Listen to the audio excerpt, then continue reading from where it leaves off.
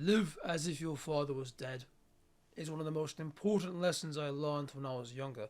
The phrase is very, very simple, but it has a lot of meaning and it's a very important mindset.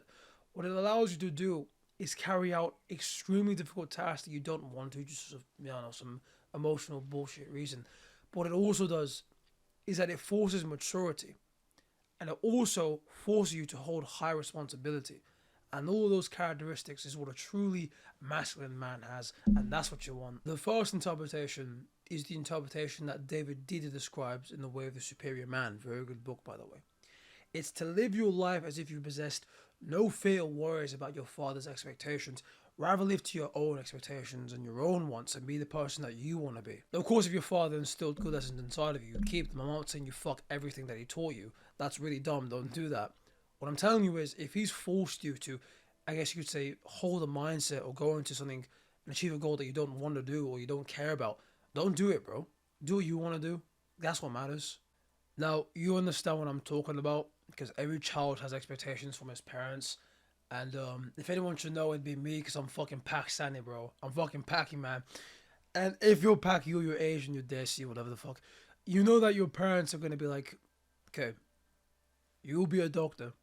If you're not going to be a doctor, you're going to be an engineer. If you're not going to be an engineer, you're going to be a lawyer. If you're not going to be a lawyer, you're going to be an optometrist. If you're not going to be an optometrist, you're going to be a dentologist.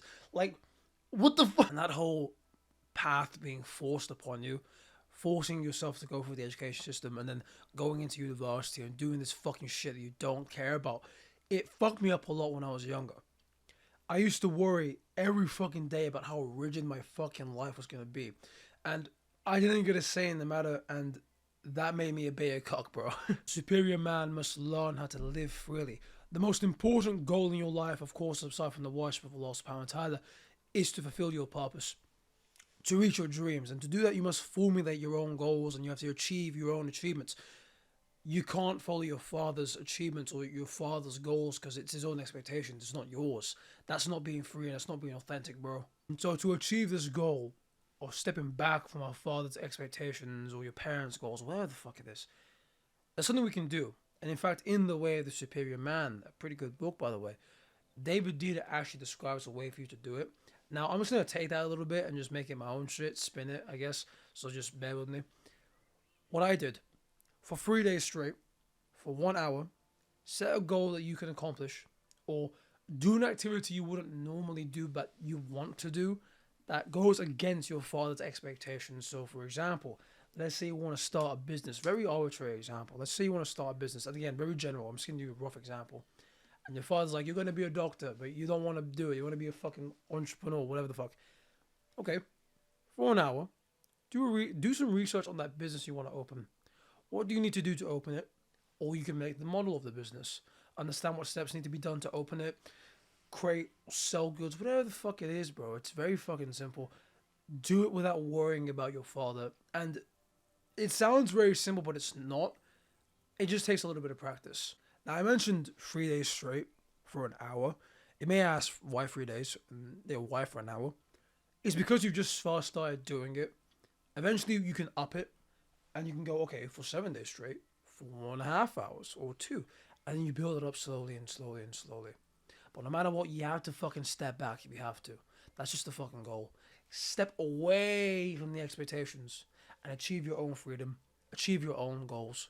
Now, because I'm fucking manic and I'm also a Sigma and I'm stoic, there's another way you can look at the phrase, live as if your father was dead.